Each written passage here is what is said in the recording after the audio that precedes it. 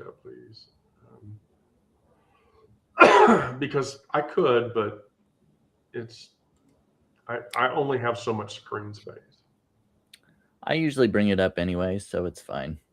Yeah, I do too, but I can't watch it. So. I'm trying to find it on YouTube. Oh, okay, there. Oh, great, we have people. Well, let's just go right into it. So, um, we're going to talk about withheld love. And so, withheld love teaches us to distinguish between connection and performance, between acceptance and tolerance. Do people tolerate you because they love you, versus do you perform for people because you love them back? And from a queer and trans perspective, as much from any other perspective, this comes with traps and pitfalls and ways to deal with it and ways to manage it. So I'm just going to go right into it. So the first point is when navigating withheld love. That's the conditional love trap. That when I love you comes with the fine print. So your parent says they love you, or your spouse, or your sibling, or anyone else, but not enough to use your name. Your partner says they love you, but not in public. Your friends say they support you, but they won't correct people when you get misgendered.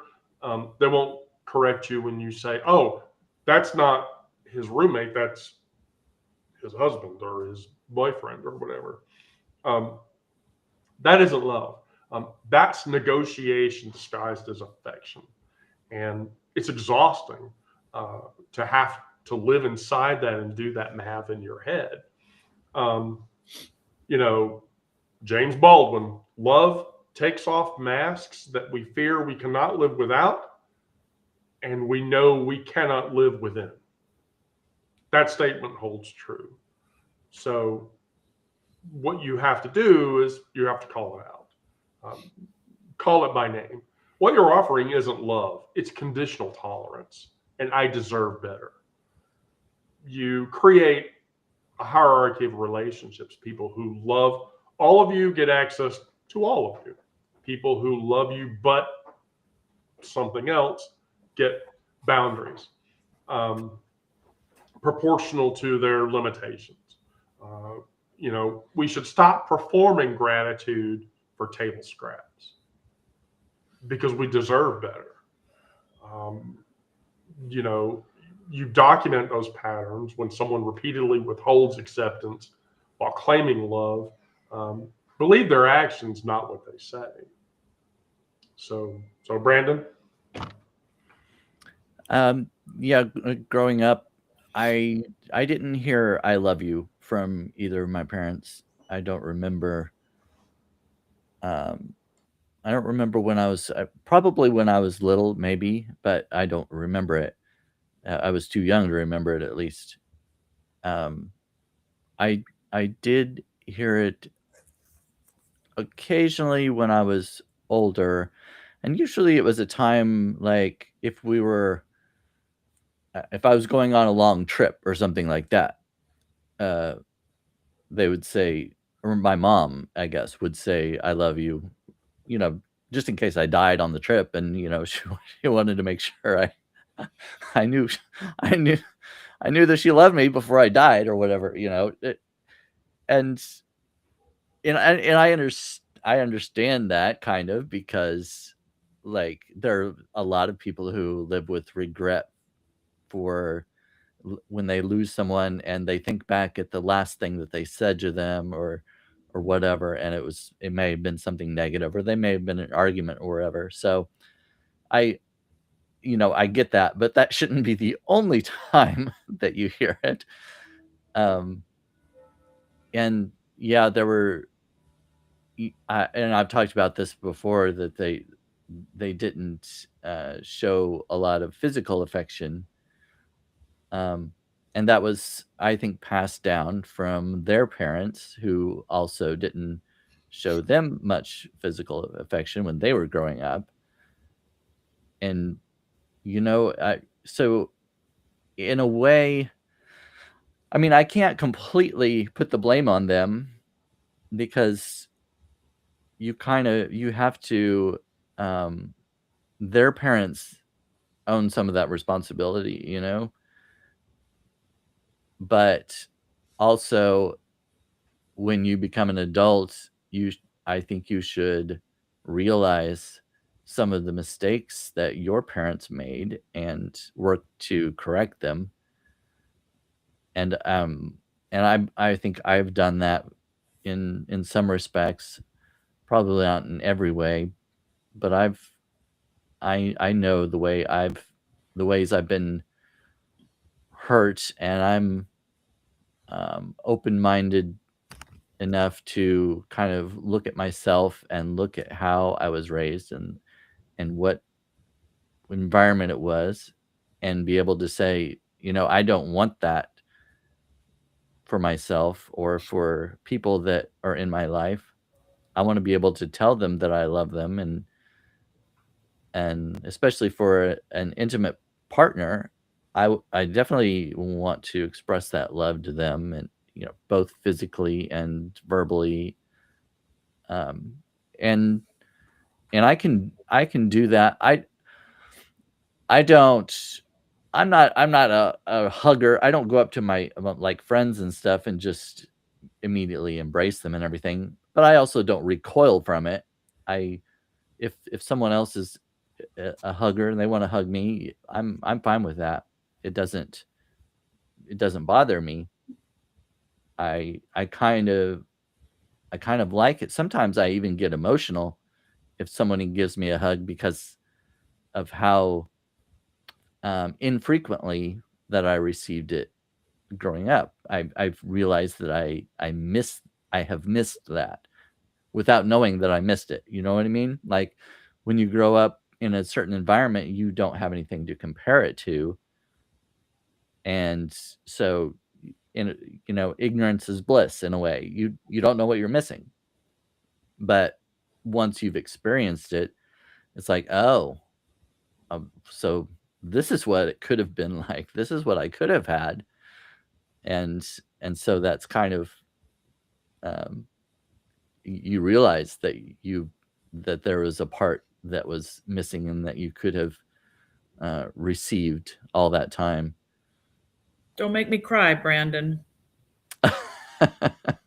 Well, Eileen, you're going to go next. So, I didn't mean to cut Brandon off. Oh, no. I don't really know if that was. I don't know how far I was going with that. So, for now, let's just you keep hitting the nail on the head. So okay, well, there we go. Now that I've hit the nail, I'll pass the hammer to Eileen. I thought that was another nail in the coffin. I'm like, what the hell? God. No, I feel like that's what I'm doing every time I retell the story of wanting a hug from I was married, 25 years, and I'm half Italian, so that side of the family was, oh my God, hugs, kisses, then the other side's the Irish, which it's just like such a crazy combination. Like, I mean, I remember my dad really didn't hug my sister and I, but like when we were sick, he did the most precious thing. Like, he felt bad for us. He'd like say a prayer and put his hand on our head, and then he would disappear. And then Mom would go make the chicken soup and bring the saltines and Sprite. And then, anyway, so, I mean, but like, so wanting that affection of a hug from my husband at the time, and it's like the battered women syndrome. Like, I felt like, oh, if I would just praise him more for mowing the lawn or changing the oil, if I would just thank him, show more gratitude, then he'll want to give me a hug. And then I'd be like, oh, I just need a hug. And he would stand there limp with his like arms draped at his side, and I'd just grab him and I'd be like, to put them around me, and he would just drop them. And it was just this exercise in futility that was gonna, I mean, it was just so sad when I think back on it. I try not to think back on it too much. But when I heard Wendy mention the topic of what this is going to be, I was like, ugh, yeah. Withholding affection, withholding, sexual intimacy. Yeah, it's just, it's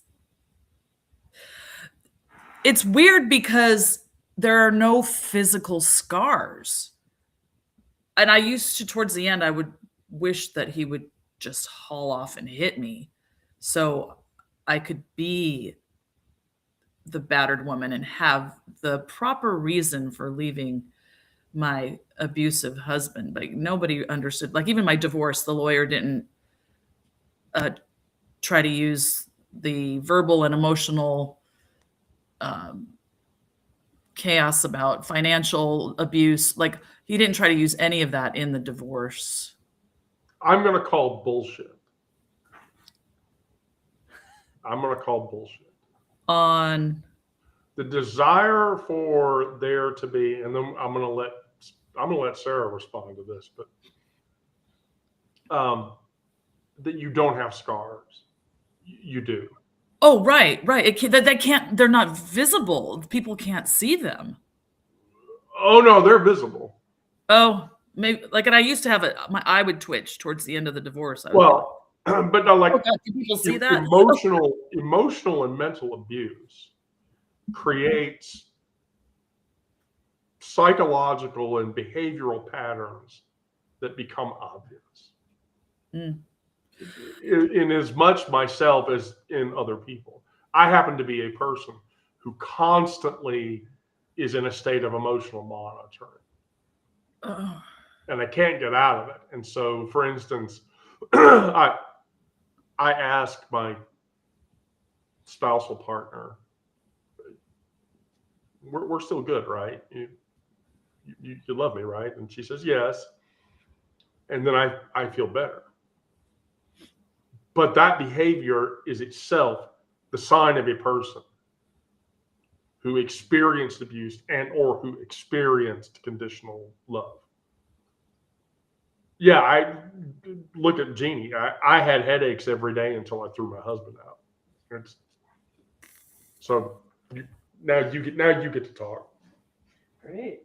I don't know how I'm supposed to respond to that. I mean, have you experienced withheld love before? Yes, you have. I know you have.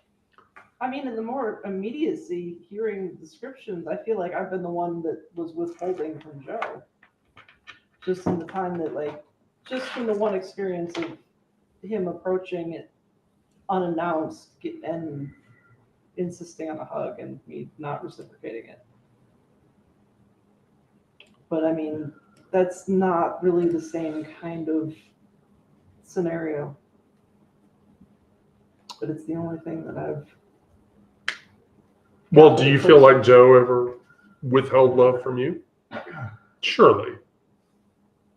In favor of watching TV, yes. That's still withholding. But that was also years ago.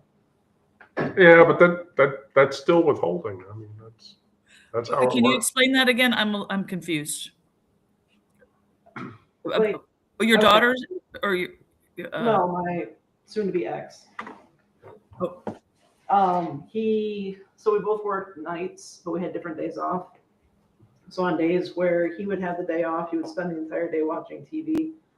And TV. I thought you said Phoebe, and I'm like, is that no, my child. someone's name? TV. Sorry. Yeah. No, he would just watch. He would binge watch shows on television, and instead of being willing to spend any kind of time before I would have to leave for work, and that that led to a lot of stress. That led to not feeling like did he even really want to be around me? You've got all this time after I leave for work to spend the time doing whatever you want. But yeah, the few hours that you're going to see me between when I wake up and when I have to leave for work. You're going to spend it doing this.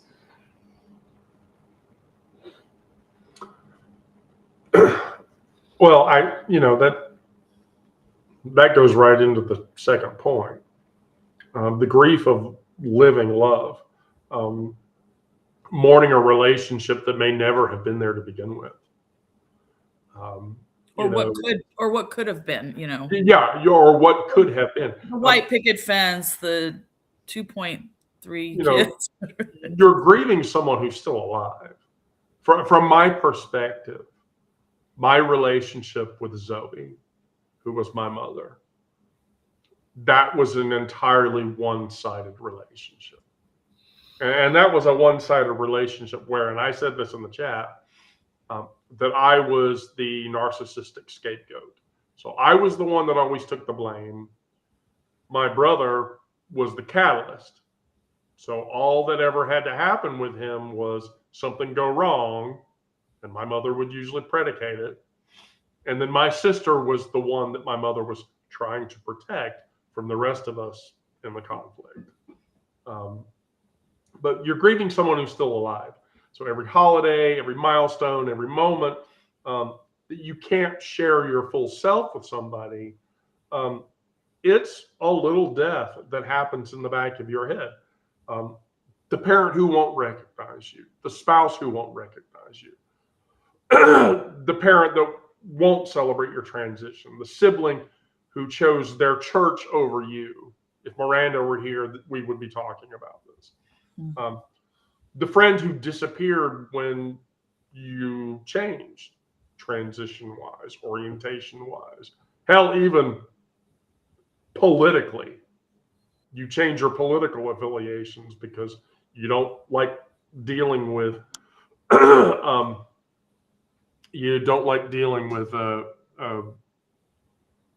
shithead orange shit stain, and you choose progressively over conservatively. That causes that hole.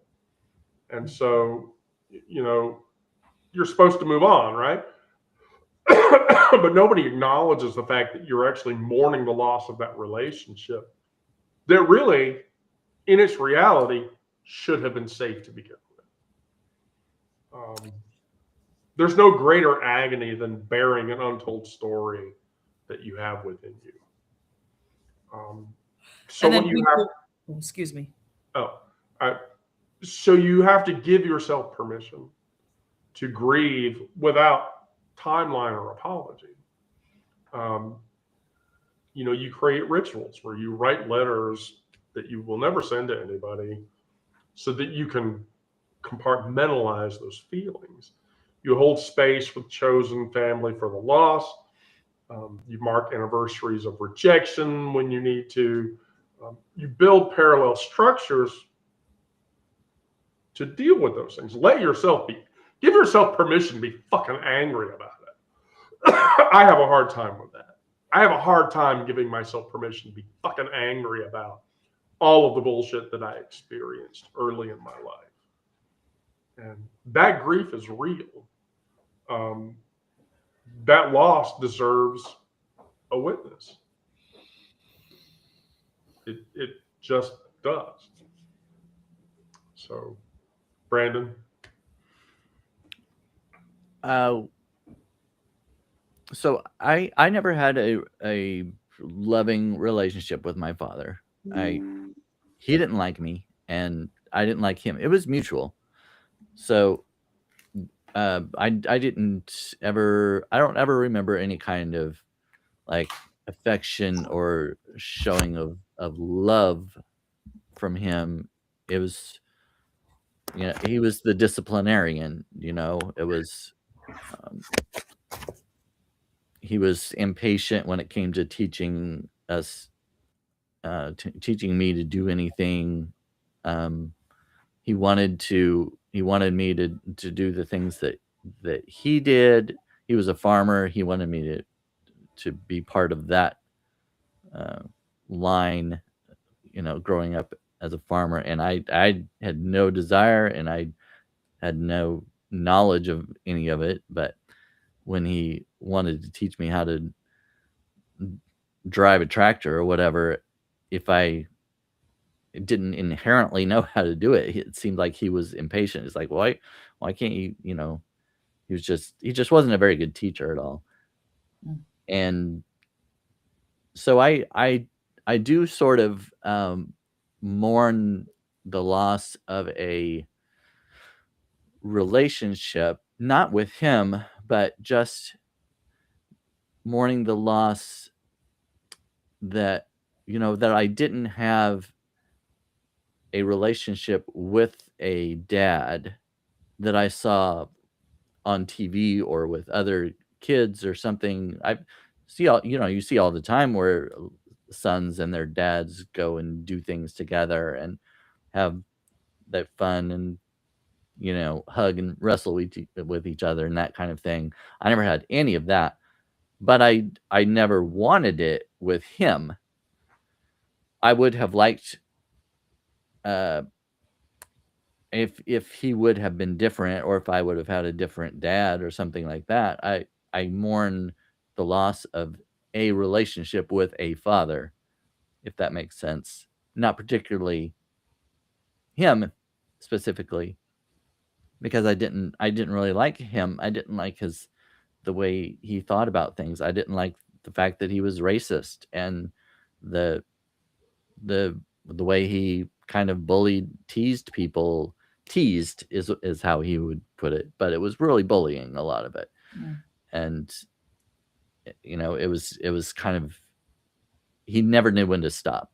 It was, he thought it was funny, and the person receiving it a lot of times did not think it was funny. It was hurtful, but he couldn't, I don't know, he couldn't see that, I guess, or didn't care enough, didn't have enough empathy, whatever it was. But yeah, I definitely mourn that that missing relationship. I was closer with my mom, but still not I don't know, not as close as some people had with their mothers. But again, it goes back to the way her mother, my grandmother, treated her children, and didn't show that kind of love until she was older. With her grandkids, of course, she was much more loving and playful and everything. Mm. Same goes with my parents.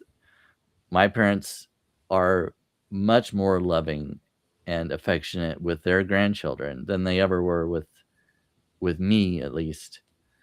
And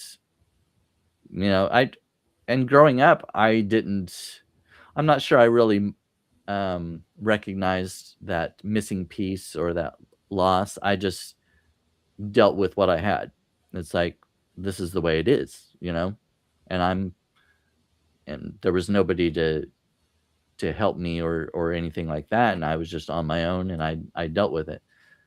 And in a way, that made me much more independent. I've never tried to rely on anybody for anything. I've never asked my parents for money. I always, college, I had a Pell Grant because of how much money my parents made. They didn't make enough money and stuff like that. So most of my college was paid for, and I paid for my own books out of my own money that I've saved up. I've always been good at saving money, so I didn't rely on them for that. Now, of course, the job that I have, I don't make a lot, so I'm very frugal.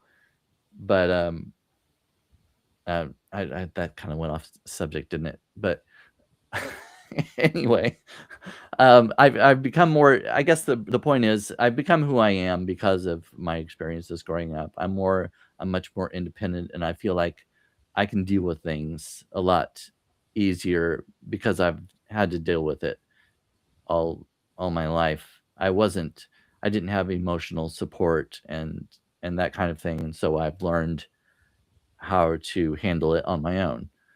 Now, sometimes I didn't handle it very well. I went through depression, and wanted to die at some point, but I got over that. I dealt with that, and I came out of that, I learned tools how to deal with my depression and manage it.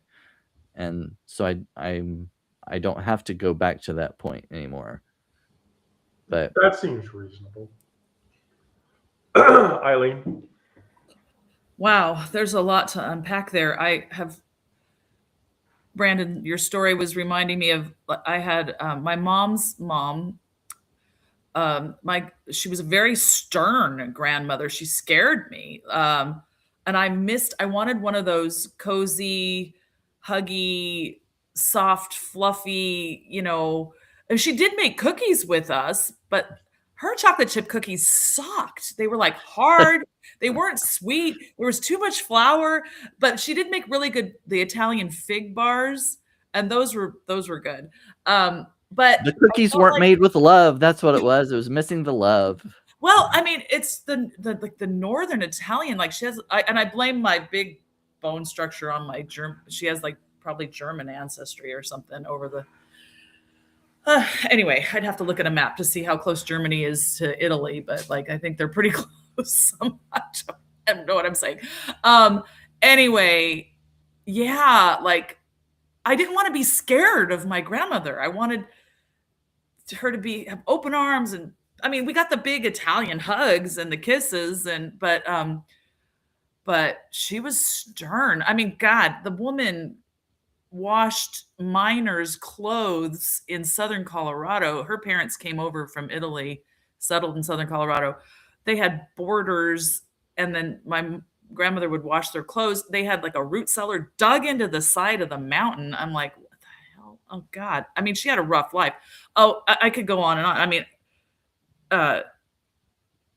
sorry, I'm like, my brain is like fritzing because there's she helped raise her nieces because her sister I think tried to abort other children and then died. And I mean, God, talk about, I mean, and then when they moved to LA, she met her husband. I don't know why I'm telling you all these details about my grandmother, but it's interesting. I mean, she had a hard life. She worked at the LA canning company, and he was the drummer like in Durango, Colorado in a band. And he was the the Sicilian. I never knew my grandfather on my mom's side. My mom said he was more loving and compassionate. Anyway, but then I was thinking like, oh, my sister, like she never shared clothes with me. Like, oh, there's even a thrift store here in Chandler called My Sister's Closet and My Sister's Attic. And I do get some hand-me-downs from my sister when I go visit, because unfortunately she can be almost like a hoarder, and her husband's always trying to be like, get rid of that. Anyway, but I didn't have that close. I couldn't, like, she gave me this candle that said, your sister is the one who can drive you crazy, but absolutely loves you, or you can share your secrets with. We never shared secrets. Like, the birds and the bees and first encounters, sexual encounters, what we didn't share. I mean, I really wished that I had that. So that's an element of withholding of love or affection, I feel like. But maybe, it's the Catholic guilt that's too afraid to open up. And then the Irish side is more closed off. Anyway, woo, where am I going? I don't know where I'm going. Your turn.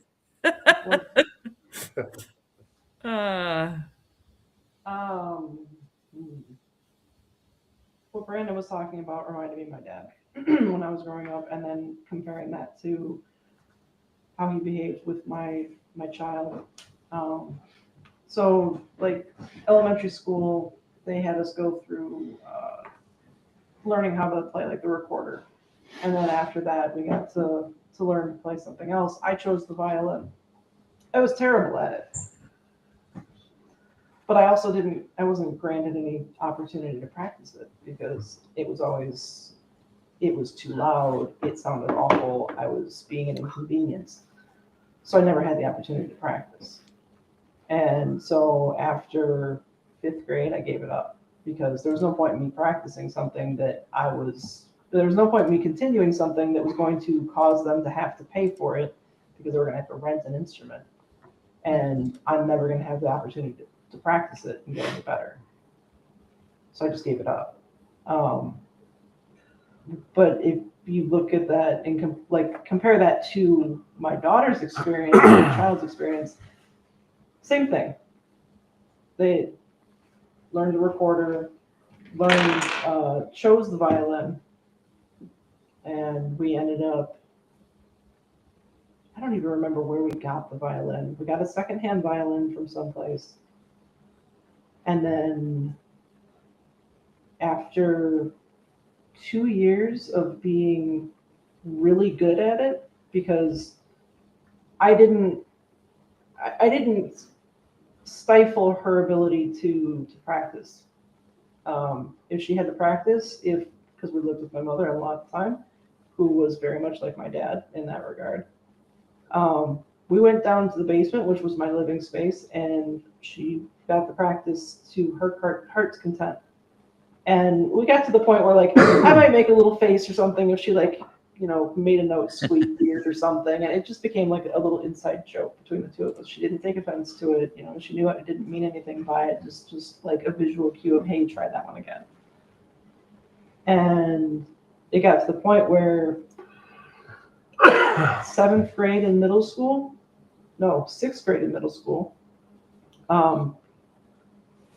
they were first chair over an 8th grader. And like, that's no reflection on me. All I did was facilitate their ability to practice. And everything else is their talent and their dedication to it. But I wasn't given that opportunity because of the interactions I had with my father. But, he interacted with her differently, or them differently, because once it became obvious that there was musical talent, he started actually encouraging them to play music with him on the porch or to go out to musical events, because he was part of a group called the Silver Strings where they did live performances. And he encouraged my child to go with him to those things and do these live impromptu performances with, all of these well-practiced, well-versed string instrument players. And that's not something he would have ever encouraged me to do. Nor would he have ever encouraged me to play music with him on the porch.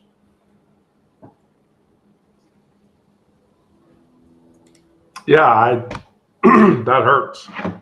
That hurts, yeah. Yeah, that hurts.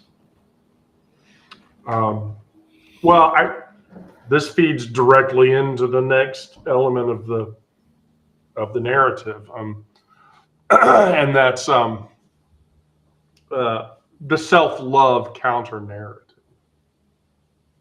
And this is where you become the object of the person you love. You have to.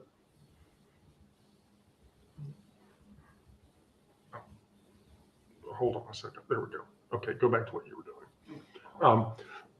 doing. You have to learn to give yourself what they won't give you. Celebration of the first time you ever took hormones, which I take every day. Or acknowledge your partnership.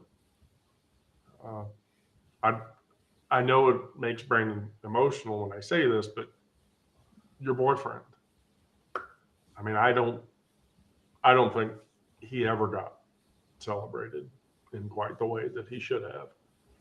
If I were your mother, I would have celebrated that much more viscerally and energetically. But you're doing the emotional labor of sets of individuals, either generationally or socially.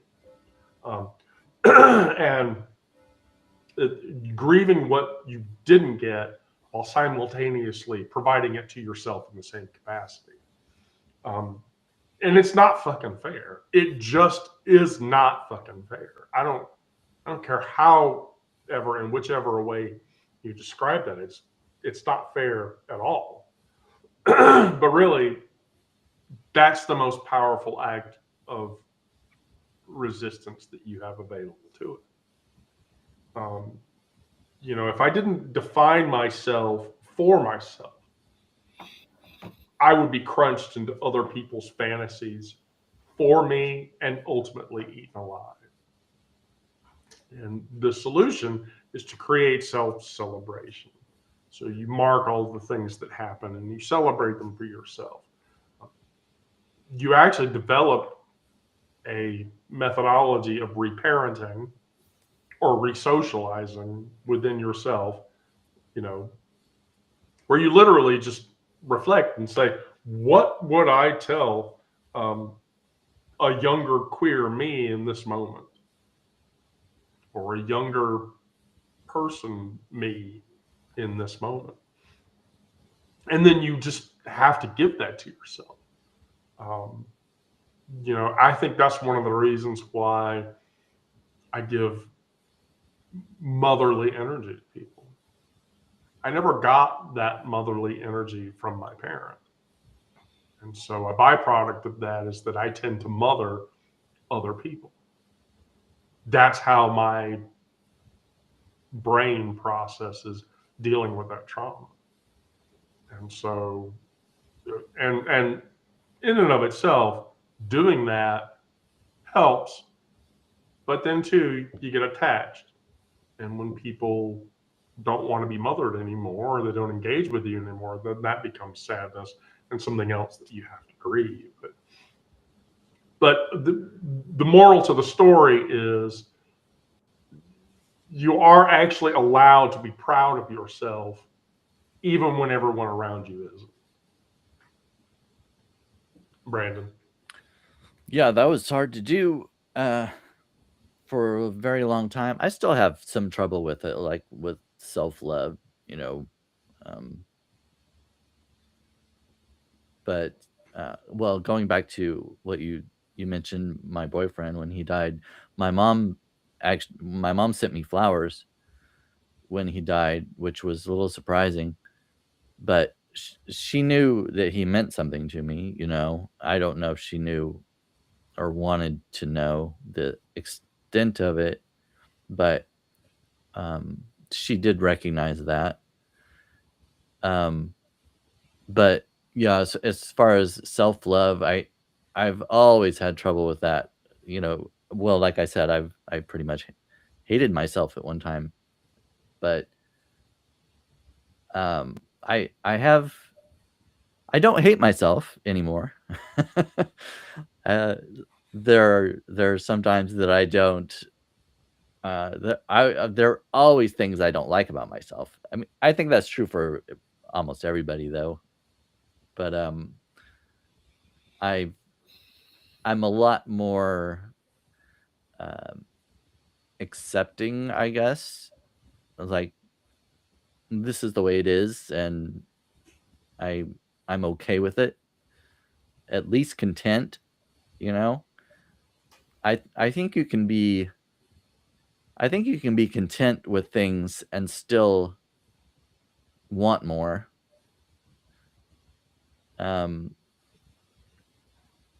Still strive to be better. So, as far as self-love, I do like the way I am. I like things about myself. I think I'm good at some things, or at least decent, you know.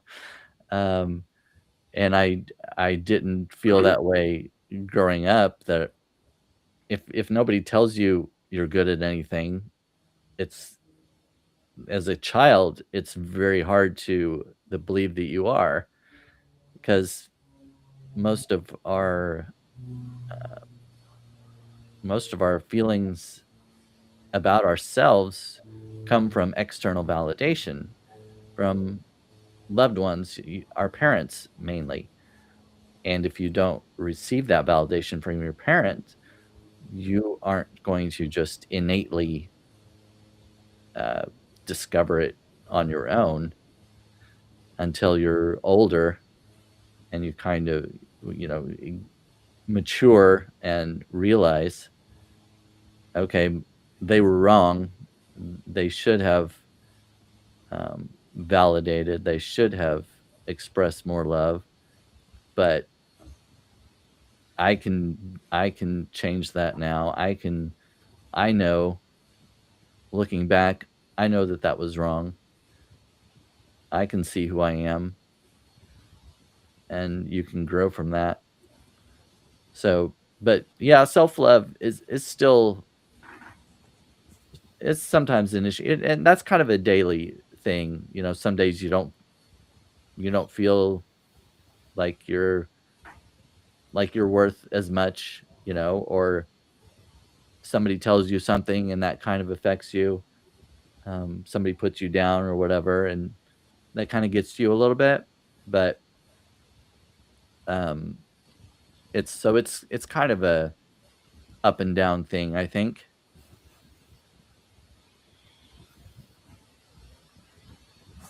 So anyway, that's Eileen? Eileen. Yes. Well, what's running through my head is just, the whole Buddhist philosophy of living in the here and now, and acceptance of I am enough. I mean, I'm still a perfectionist, but you wouldn't know it by looking at how, like, my floors are probably not the cleanest right now. I hate housekeeping, dust, whatever. Anyway, but like, I remember doing projects for writing papers for high school or research and asking family members, my sister, my parents, to read something, and they didn't have anything to criticize about it or improve it. And I'd be like, it's not good enough. And I'd like freak out, and I'd stay up half the night trying to edit whatever. Anyway, so, but just, I am enough right now in this moment is like the hardest thing for me to do. Like, anyway, yeah. I don't know what I'm trying to say here, but yeah, we all are like, we are enough in this moment right here, right now. You look like you're about to burst. Yeah, I mean, I'm not breathing. I got to take a deep breath.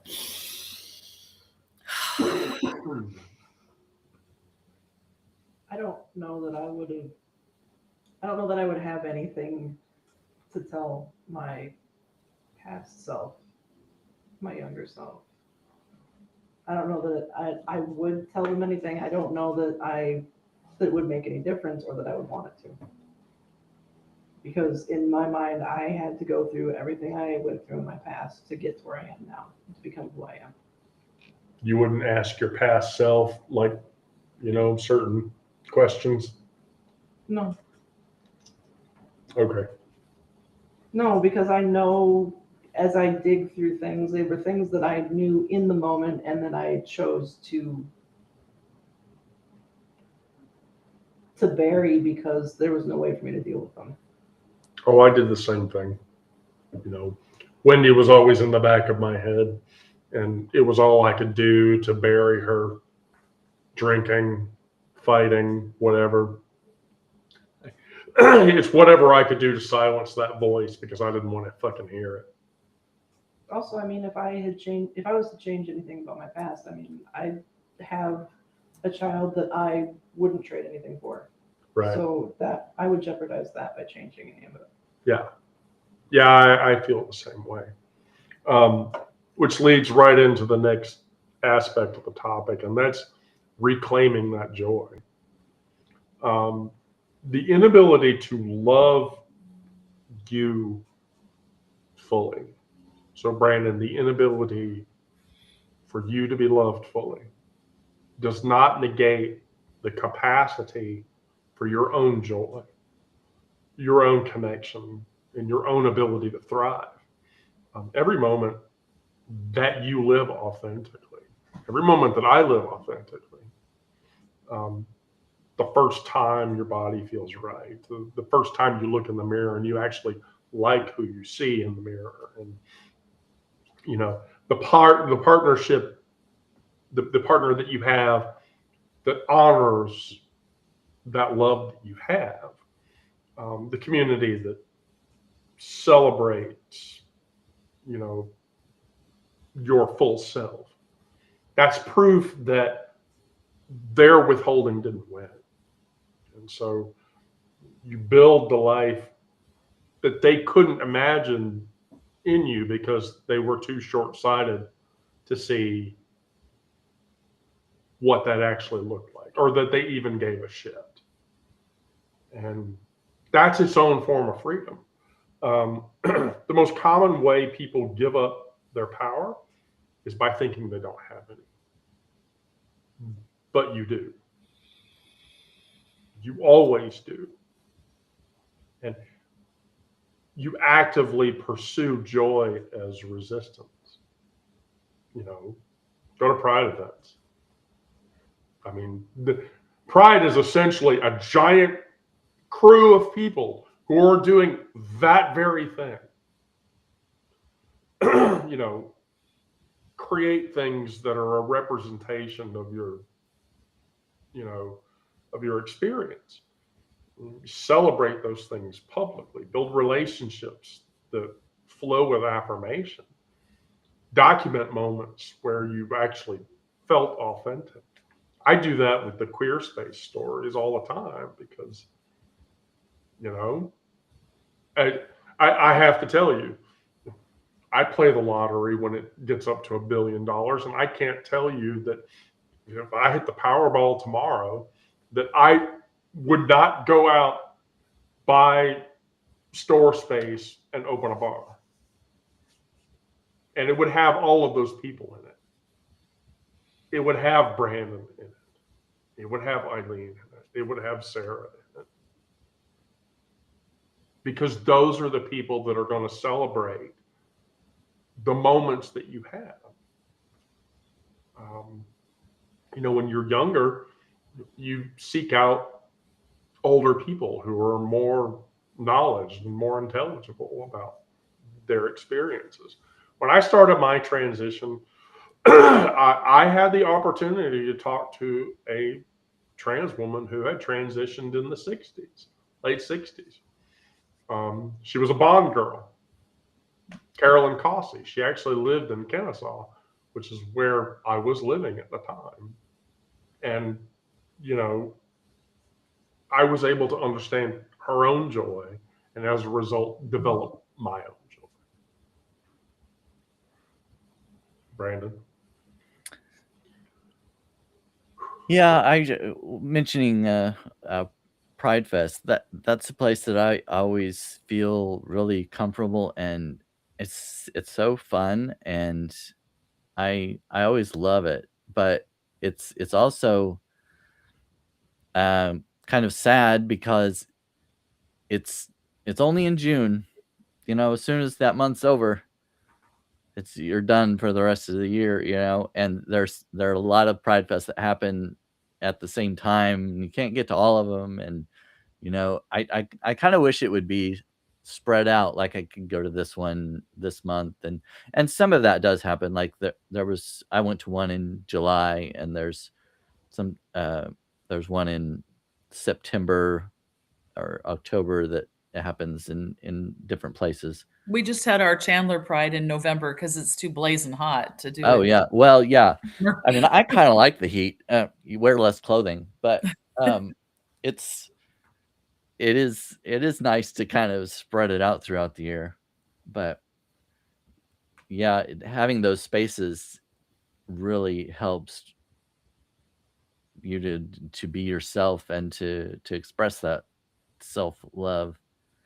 And sorry, but I'm gonna have to go because I'm gonna go live with KR Byers in just a few minutes, and I want to invite him on and talk to him just for a minute before So You're good. I'm gonna duck out. So, but I've enjoyed this topic, and I appreciate you all. We got to the last point, Brandon. That's why I picked you first. Oh, okay. Well, thanks. Oh no, of course.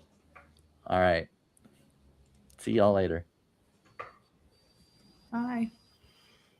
All right, Eileen. What was the question? Reclaiming your own joy. Ah. Oh. I'm in a weird spot personally. Like, you know, my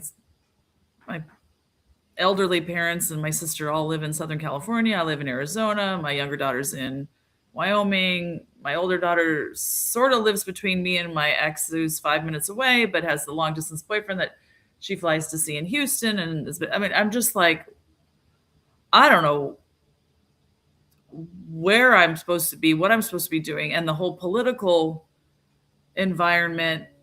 Like, but I think focusing on, you know, just day to day, and I am enough. I'm doing the best I can. If there's no one in my my universe or my, you know, I mean, I don't need. I think I've kind of like, I've said this before. Like, I wish I could have a partner that, you know, a romantic partner that would give a shit about me. And I've said that before, and now I'm like, well, I'm okay if I don't have that. I'm just kind of getting more comfortable with, if the universe doesn't have that for me, if that doesn't exist, then it doesn't exist. I mean, you know, and I'm kind of getting okay with that. That's not an unreasonable consideration. But the society, you know, wants, you know, these perfect couple relation partner. Yeah, I can't even put it into words. You know what you know. Fuck what society says. Yeah. I mean, honestly, fuck what society says. Society lives in this weird binary where you have to be married and you have 2 kids and you have a white picket fence. I don't give a shit about that. And I just keep going back to these elders in my UU community. Almost said her name out loud. One of them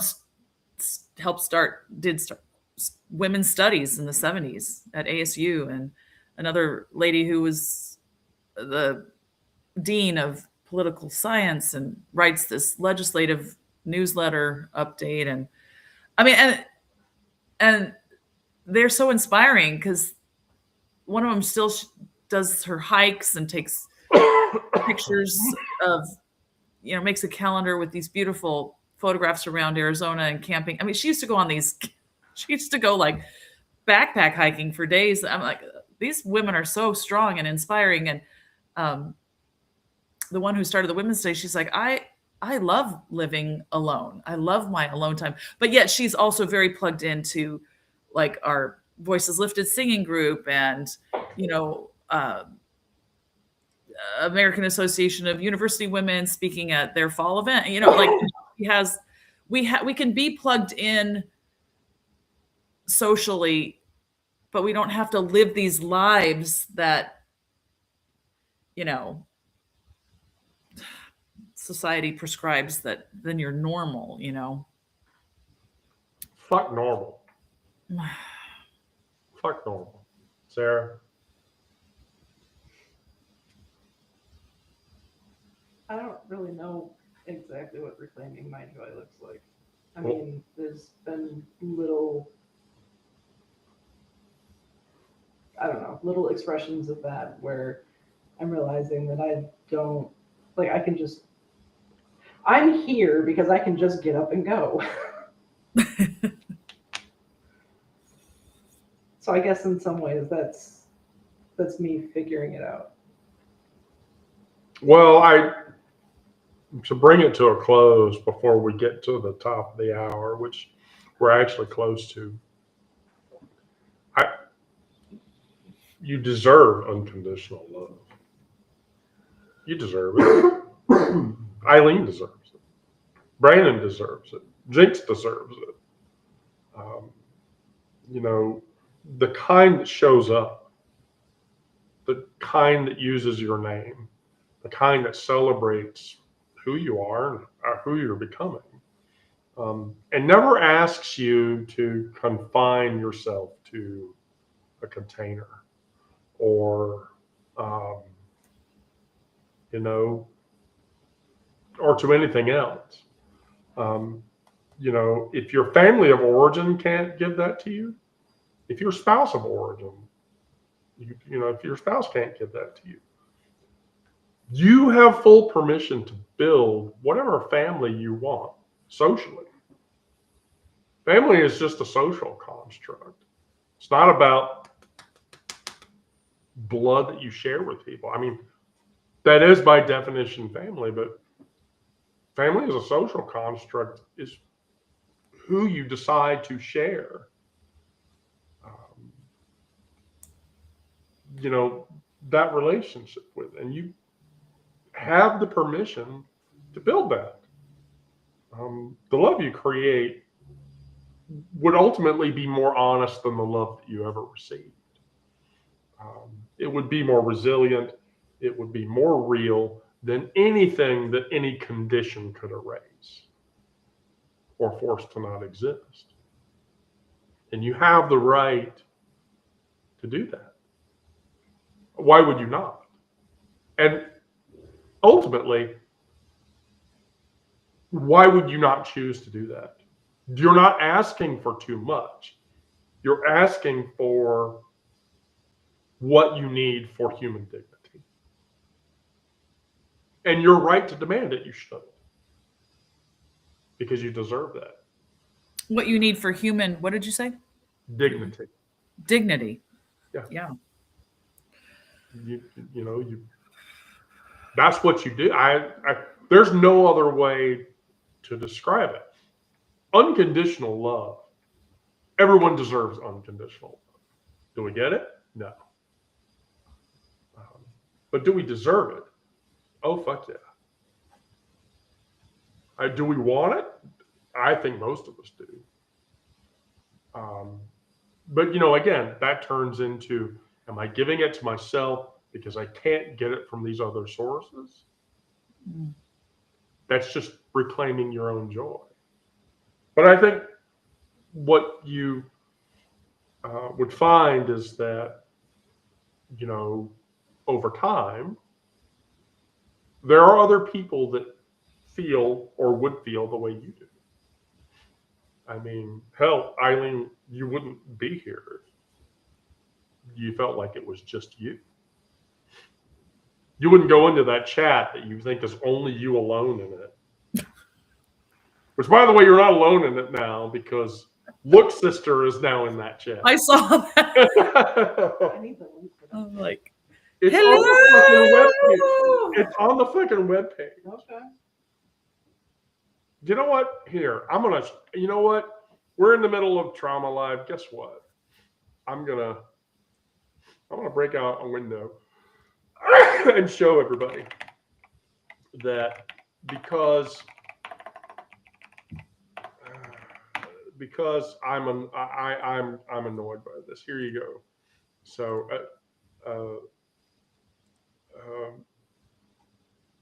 it's going to be this one. There we go. We're going to share this one. All right, share. All right, so everybody can see that, right? All right. So up here in the top right of the window is the word chat. Now, I'm not sure, does everybody understand what the word chat means? Now, chat means to communicate with other people. So here's what you do. You click on the chat button, and that opens up this window, which is the ye old chat parlor. And then I'm going to depart from the chat. So you join the kingdom, you give a username, your your email address, and then you create a strong secret phrase that only you know to enter the kingdom. And you click join kingdom, and then you give your username, and you use your username, not your email address like some people did. There were some people that tried to use their email address. I'm not going to call that person out. I'm not tech savvy. But you use your username and then your super secret phrase that only you know about, and then you enter the parlor. So here. Oh, I finally found the live. Oh shoot! Let me clock out. I'm sorry. I was like, what? I was just looking at the YouTube. Here you go. Now I'm going to go into the parlor and see, I've entered the parlor. Yeah. Hi out there. Yep. There you go. So now, no.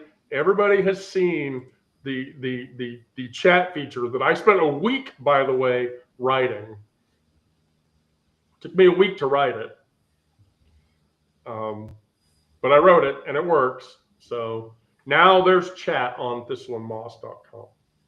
Now be aware, there's no spell checker. There's no deleting messages. So whatever you type is going to be preserved. And if people start kicking up the dust in there, I'm going to go in and do evil hacker shit. So that. Well, and then you said 2 days. I mean, anything out there can be screenshot and saved for. Yeah.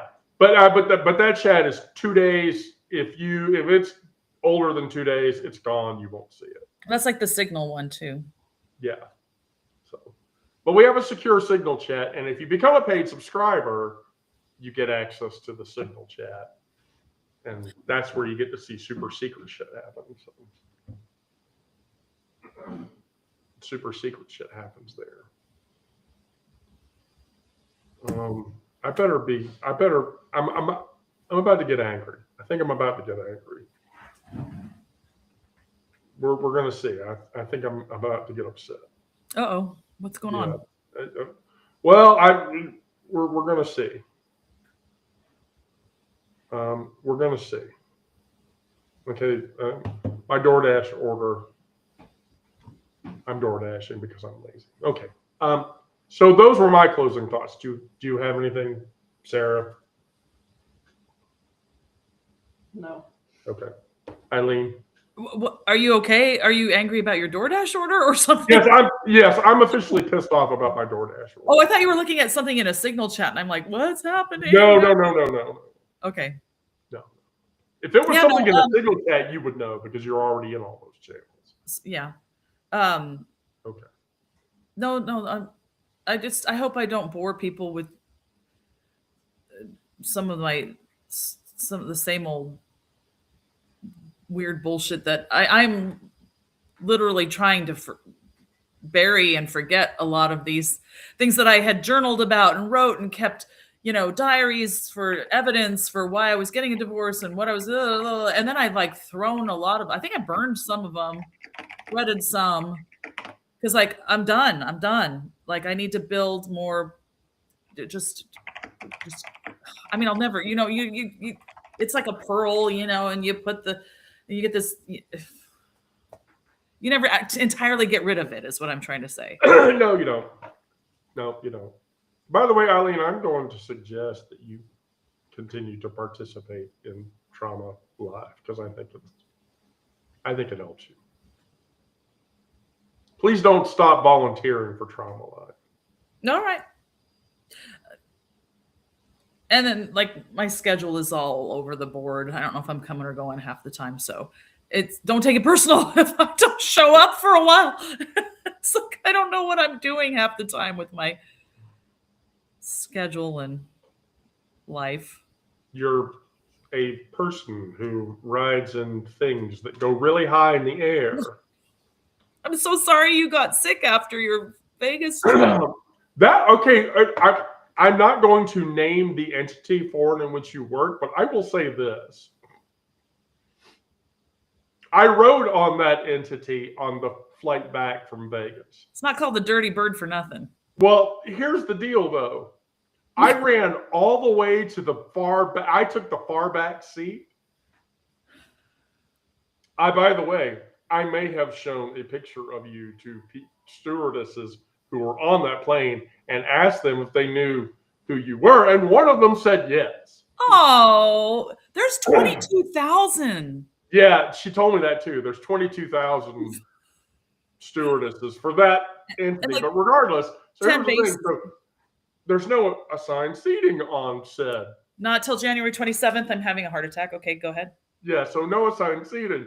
And so I told Aubrey, all right, we have to get on the plane as quickly as we can so that we could go all the way to the back because nobody takes the back seats.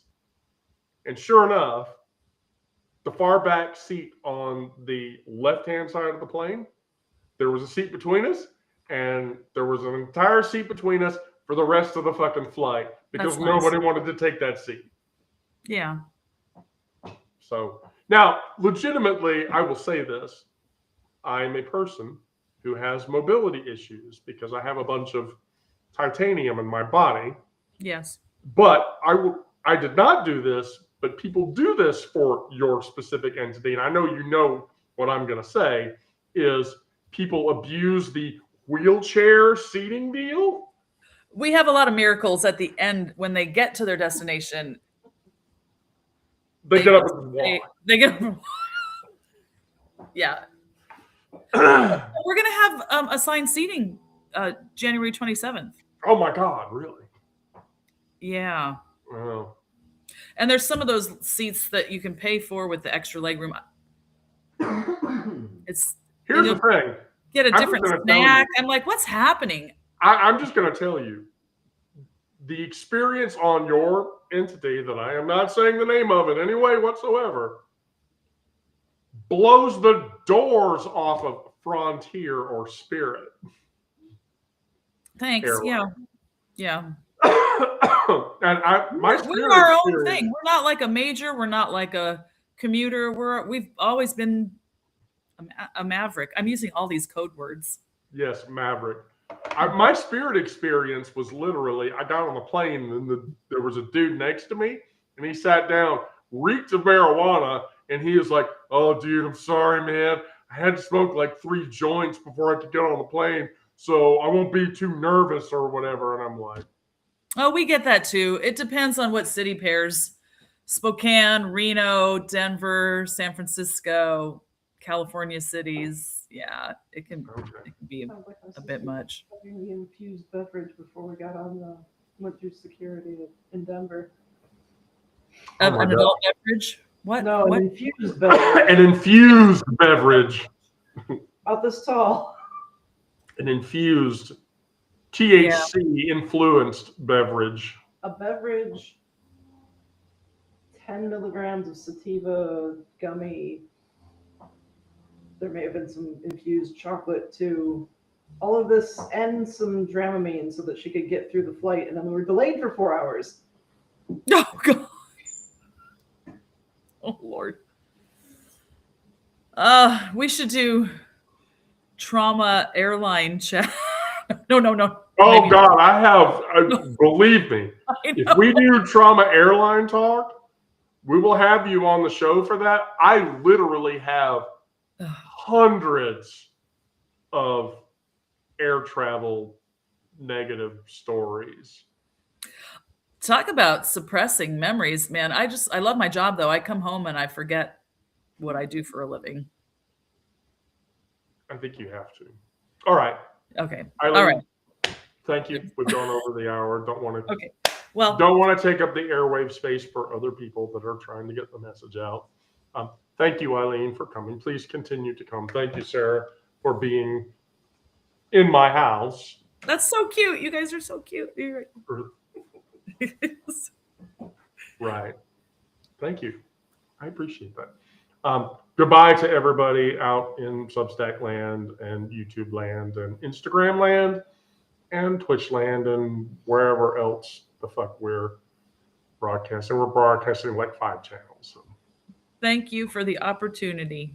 Yep. So stay safe out there. Do good things. I'll be doing a live tomorrow evening or afternoon. We'll see. Thank you. Good night and good luck. Take care. I'm not Edward R. Murrow.